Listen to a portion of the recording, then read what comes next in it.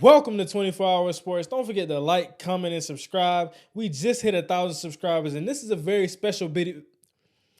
Welcome to 24 Hour Sports. Don't forget to like, comment, and subscribe. We just hit 1,000 subscribers, and this is a very special video to me because I gotta talk about it.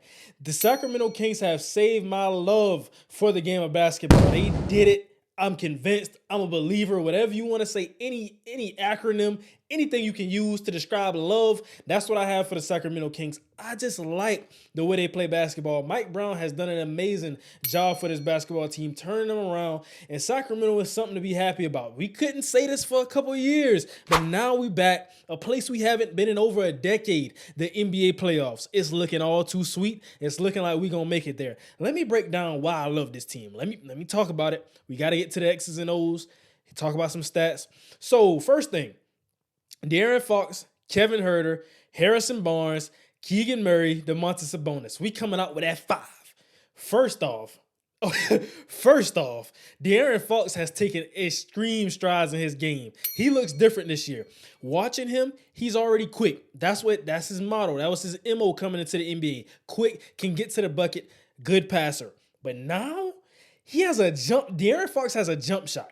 What if Russell Westbrook ever gained a jump shot? We're seeing some of this with De'Aaron Fox now having a jump shot.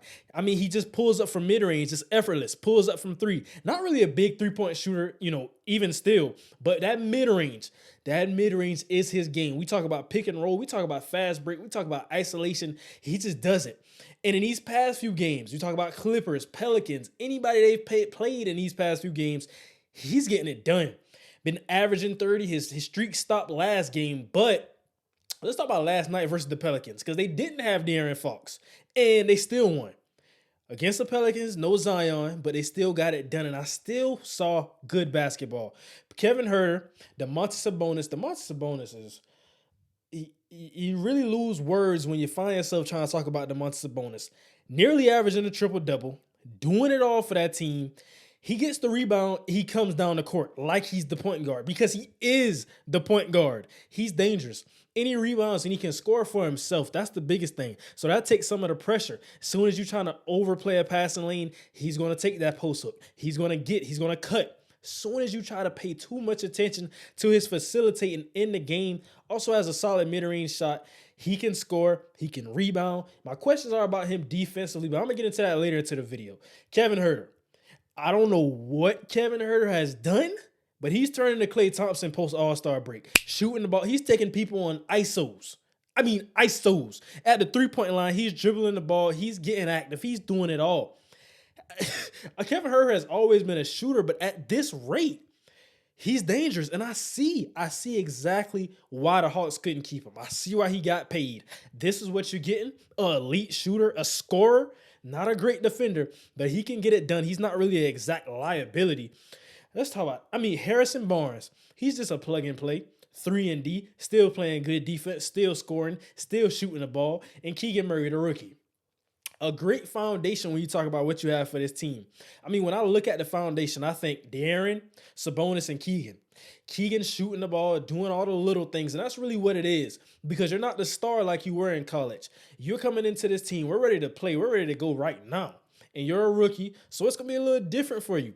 But now I think he's getting into that flow, getting into the rhythm. He's always going to be a scorer at heart. He always has had that jump shot that hasn't left him. But when I talk about diving at the loose balls, picking up, playing hard, closing out on three-point shots, that is what he's doing. That's what I like to see out of him, being a rookie. Next season, maybe in the future seasons, he'll be a key player on his team. Right now, it's not the role, but he's doing what he got to do.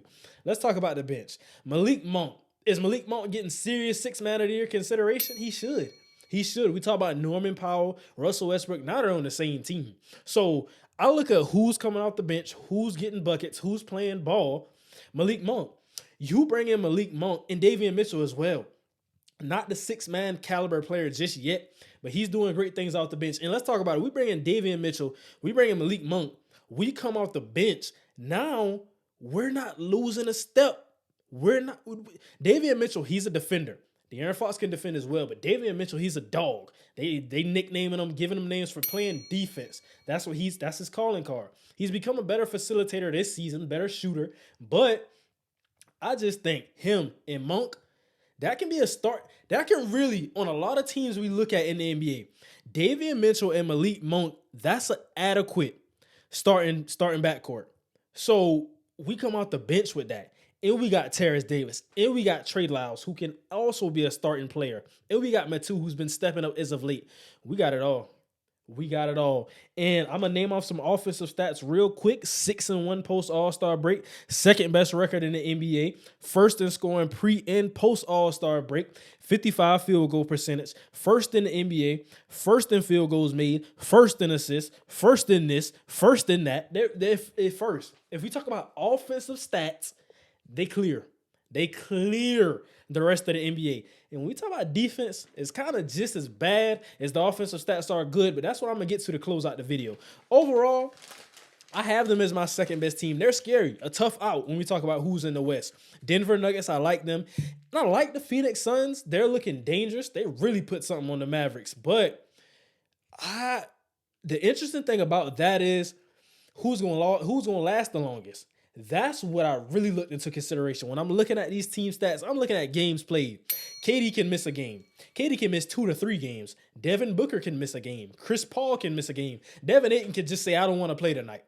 So now we got the Kings and we got the Nuggets. I think the Nuggets respectable. They earned it. But I can't just throw Phoenix ahead of Sacramento like Sacramento hasn't earned this. Like they don't deserve the respect that they need up to this point. So I still have them as my second team in the West. Memphis Grizzlies, we have to see what they do. Can they keep it going?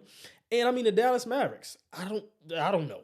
The Golden State Warriors, though, an interesting team in the run for that, playing good basketball as of late. Steph Curry just got back.